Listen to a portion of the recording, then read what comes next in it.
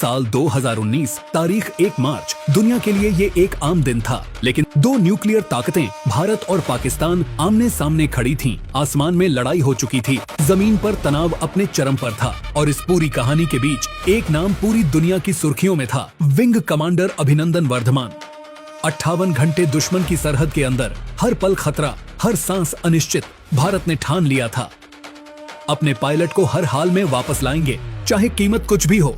मगर इस पर पाकिस्तान क्या करने वाला था, ये एक बड़ा सवाल था। उधर भारत पाक के अटारी वाघा बॉर्डर पर भी रोजाना होने वाली बीटिंग रिट्रीट को भी रद्द कर दिया गया था। सोच लिया गया था कि अगर अभिनंदन वापस नहीं आए तो फिर एक बड़ा फैसला लिया जाएगा। लेकिन रात 8:40 पर पाकिस्तान की तरफ विंग कमांडर अभिनंदन की पहली झलक दिखाई दी। रात 9:20 पर अभिनंदन ने भारत में कदम रखा। लेकिन सवाल ये था, आखिर पाकिस्तान क्यों झुका? कौन सा ऐसा दबाव था जो पर्दे के पीछे बनाया गया? और उन 58 घंटों में अभिनंदन के साथ आखिर हुआ क्या था? ये सिर्फ एक पायलट की कहानी नहीं है, ये है हिम्मत, रणनीति और जियोपॉलिटिकल शतरंज की वो कहानी जिसने पूरी दुनिया को हिलाकर रख दिया। तो चलिए जानते हैं बालाकोट स्ट्राइक से लेकर वाघा बॉर्डर तक की वो पूरी कहानी, जिसे आज भी पूरी तरह कोई नहीं जानता।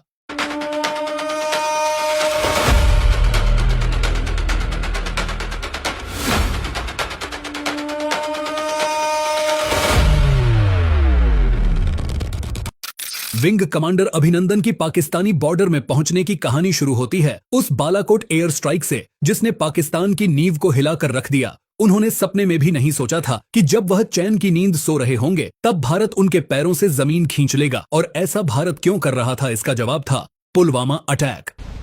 दरअसल हुआ यह था कि 14 फरवरी 2019 को जम्मू कश्मीर के पुलवामा में सीआरपीएफ के काफिले पर आतंकी हमला होता है। देश के 40 जवान शहीद हो गए थे। इसी के जवाब में भारत ने भी प्लान बना लिया था कि वह पाकिस्तान को सबक सिखाएगा। इसलिए उसके करीब 2 हफ्ते बाद 26 फरवरी को रात को इंडियन एयरफोर्स ने बालाकोट एयर स्ट्राइक को अंजाम दिया, जिसके तहत 12 मिराज विमानों ने एलओसी से 80 किलोमीटर अंदर पाकिस्तान में घुसकर वहां मौजूद मिलिटेंट ग्रुप के आतंकी अड्डों को तबाह कर दिया। इससे पहले कि पाकिस्तान को कुछ पता चल पाता, इंडियन फाइटर पायलट्स वापस अपने बॉर्डर पर थे। भारत के इस कदम से पाकिस्तान में हलचल मच चुकी थी। इसके जवाब में 27 फरवरी 2019 की सुबह पाकिस्तान एयरफोर्स ने भारतीय सीमा के पास अपनी कार्रवाई शुरू की। उधर इंडियन एयरफोर्स पहले से अलर्ट थी। रडार पर साफ दिखाई दे रहा था कि पाकिस्तान की ओर से कई फाइटर जेट्स ने उड़ान भरी है, जिनमें F-16 फाइटिंग फाल्कन, JF-17 और मिराज विमान शामिल थे। जैसे ही ये विमान भारतीय सीमा के करीब पहुंचे, भारतीय वायुसेना ने तुरंत जवाबी कार्रवाई की।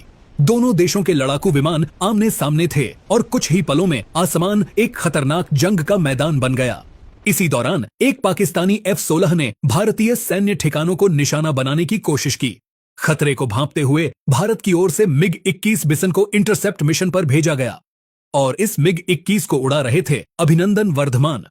आसमान में जो हुआ वो बेहद खतरनाक था, एक क्लासिक डॉग फाइट। अभिनंदन ने दुश्मन के विमान का डटकर सामना किया।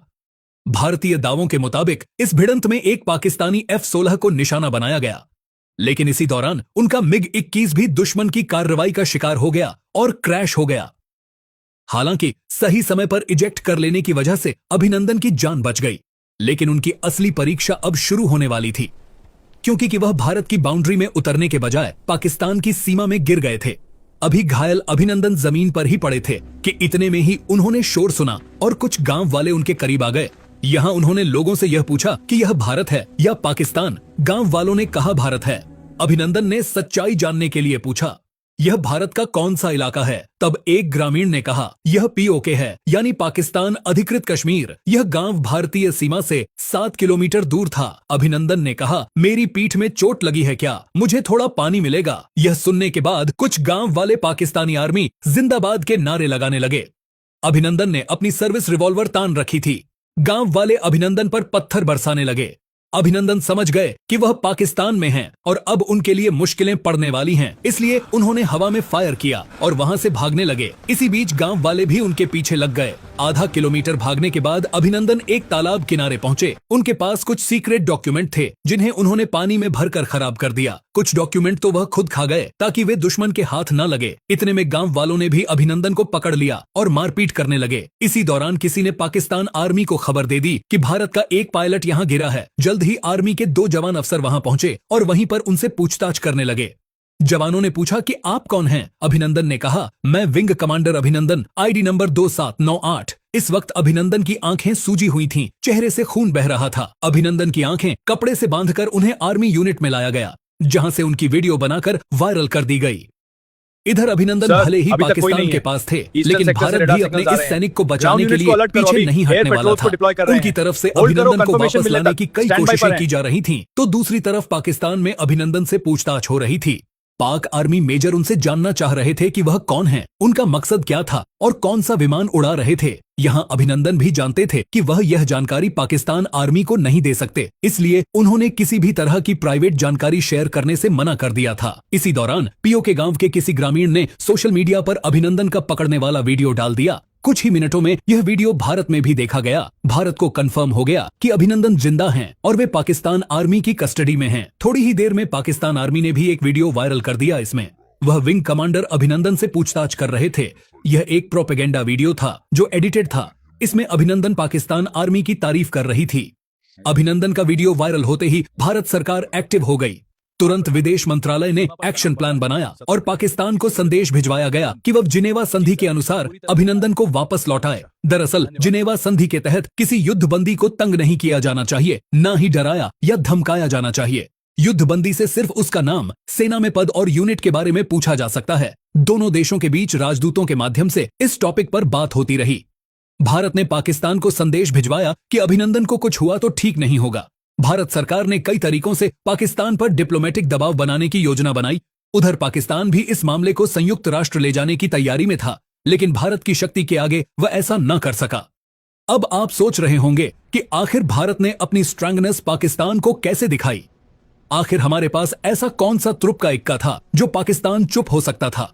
इसका जवाब था जियोपॉलिटिकल प्रेशर। दरअसल भारत का विदेश मंत्रालय वह हर कोशिश कर रहा था जिससे पाकिस्तान को घेरा जा सकता था, और इसी के तहत उन्होंने P5 देशों यानी संयुक्त राष्ट्र सुरक्षा परिषद UNSC के स्थायी सदस्य देशों चीन, फ्रांस, रूस, ब्रिटेन और अमेरिका के राजदूतों को बुलाया था। एक दिन में 3-3 बार इनसे बात की जा रही थी और इस बातचीत का उद्देश्य यह था कि पाकिस्तान पर दबाव बनाया जाए। जब इसी के तहत लगातार पाकिस्तान सरकार के पास अलग अलग देशों की ओर से फोन जाने लगे तो पाकिस्तान दबाव में नजर आने लगा। इधर भारत में अमेरिका के राजदूत केनेथ जस्टर और ब्रिटेन के राजदूत डोमिनिक एस्किथ लगातार एक्टिव थे।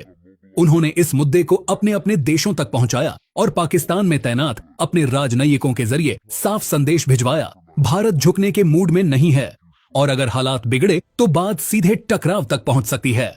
इसी बीच चीन ने मीडिएट बनने की कोशिश की। उसने कहा कि वह भारत और पाकिस्तान में अपना रिप्रेजेंटेटिव भेजकर मामले को सुलझा सकता है। भारत ने इससे इनकार करते हुए कहा कि वह इसे डील करने में सक्षम है। अब जब यह सब चल रहा था तब 27 फरवरी को इस्लामाबाद में अमेरिकी एम्बेसी में US, UK और फ्रांस के राजदूतों की मीटिंग बुलाई गई। इस मीटिंग में पाकिस्तान की फॉरेन सेक्रेटरी तहमीना जांजुआ भी मौजूद थीं। सभी राजदूत जंजुआ को यह समझा रहे थे कि हालात ठीक नहीं है, अभिनंदन को ना सौंपने पर क्या अंजाम होगा, इस संभावना पर चर्चा हो रही थी। अचानक 5:40 पर जंजुआ के पास एक नोट आया। इसे पढ़ने के बाद उन्होंने बोलना बंद कर दिया। उन्होंने बताया कि पाक आर्मी ने नोट भेजा है कि भारत ने पाकिस्तान की तरफ मुंह करके 9 मिसाइलें तैनात कर दी हैं। वह कभी भी हमला कर सकता है। इसके साथ ही इंडियन एयरफोर्स भी युद्ध के लिए तैयार है। वह अपने पायलट को न छोड़े जाने पर तबाही मचा सकते हैं। पाक विदेश सचिव ने US, UK और फ्रांस के राजदूतों से कहा कि यह बात आप अपने अपने राष्ट्र अध्यक्षों को बताएं ताकि भारत पर दबाव बनाया जा सके। उस रात P5 देशों की राजधानियों में रात भर दफ्तर खुले रहे। कोई भी इस तनाव से नींद नहीं ले पाया कि कहीं भारत युद्ध न छेड़ दे। फिर अगले ही दिन दिल्ली में अमेरिका और ब्रिटेन के राजदूत से खबर आई कि पाकिस्तान आतंकवाद रोकने को लेकर गंभीर है, वह अभिनंदन को छोड़ने के लिए भी तैयार है। पाकिस्तान के PM खुद अभिनंदन की रिहाई का ऐलान करेंगे और इस तरह भारत की चारों तरफ से दबाव बनाने की रणनीति काम आई और पाकिस्तान हमारे पायलट को लौटाने को तैयार हो गया। एक तरफ इस खबर से भारत में खुशी और सुकून की लहर थी, तो वहीं पाकिस्तान के लिए यह एक बेहद कठिन रात थी। इस दिन पाकिस्तान के विदेश मंत्री शाह महमूद कुरैशी ने घंटे भर तक पाक आर्मी चीफ कमर जावेद बाजवा, कुछ सांसद और मंत्रियों से बंद कमरे में बात की थी। इस मीटिंग में इमरान खान को भी बुलाया गया था, लेकिन बाजवा और इमरान के बीच चल रहे मनमुटाव के चलते वह बैठक में नहीं आए थे। इस बैठक में विदेश मंत्री कुरैशी ने बाजवा से रिक्वेस्ट की कि आप उस पायलट को सलामत जाने दें, नहीं तो रात 9 बजे इंडिया हम पर हमला कर देगा। इस ना नुक्कर में ले देकर आर्मी और पाकिस्तानी गवर्नमेंट के बीच सहमति बन गई और इसी के चलते 28 फरवरी 2019 को दोपहर को पाकिस्तानी संसद में इमरान खान ने यह ऐलान किया था कि शांति संदेश के तौर पर हम भारतीय पायलट अभिनंदन को रिहा कर देंगे। इस स्टेटमेंट को पूरी दुनिया ने लाइव देखा था और उसके बाद तो मानो भारत में खुशी की लहर ही दौड़ गई थी। हर कोई इसे भारत की एक बड़ी जीत की तरह देखने लगा और देखा जाए तो यह भारत की जीत ही थी, क्योंकि पहली बार पाकिस्तान इस तरह भारत के आगे झुक रहा था। इसलिए भारत की ओर से प्रस्ताव रखा गया कि अभिनंदन को लेने के लिए एक विमान इस्लामाबाद जाएगा, मगर पाकिस्तान सरकार ने इसे खारिज कर दिया। इसके बाद पाकिस्तान ने तय किया कि वह दोपहर 2 से 5 बजे तक वाघा बॉर्डर से अभिनंदन को सौंपेगा। इसके बाद भारत ने पाकिस्तान में एक टीम को एक्टिव किया जो अभिनंदन को पाकिस्तान से लेकर आएगी। आखिरकार ये तय किया गया कि भारतीय उच्चायोग के air attache group captain Joy Kurian Wagah border पर जाकर अभिनंदन को रिसीव करेंगे। जॉय कुरियन 3 साल से पाकिस्तान में भारत की एम्बेसी में ही तैनात थे। उनकी स्वदेश वापसी होनी ही थी। उधर अभिनंदन को इस्लामाबाद से लाहौर लाया गया। अभिनंदन के कारण भारत ने वाघा अटारी बॉर्डर पर होने वाली रिट्रीट सेरेमनी को 1 दिन के लिए सस्पेंड कर दिया था। इस दौरान अजय बिसारिया इस्लामाबाद में अपने सहयोगियों के साथ लगातार फोन पर संपर्क में थे। वह पल पल की अपडेट ले रहे थे। देश विदेश का मीडिया वाघा अटारी बॉर्डर पर दोपहर से ही जम गया था। रात 9:20 पर अभिनंदन भारत की सीमा में पहुंचे। सभी लोगों ने उनका खुशी से स्वागत किया। कितने की आंखों में खुशी के आंसू थे।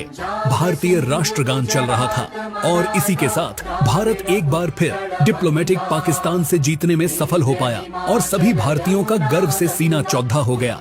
जय हिंद। वीडियो अच्छी लगी हो तो इसे लाइक और शेयर कर दें। चैनल को भी सब्सक्राइब करना बिल्कुल ना भूलें।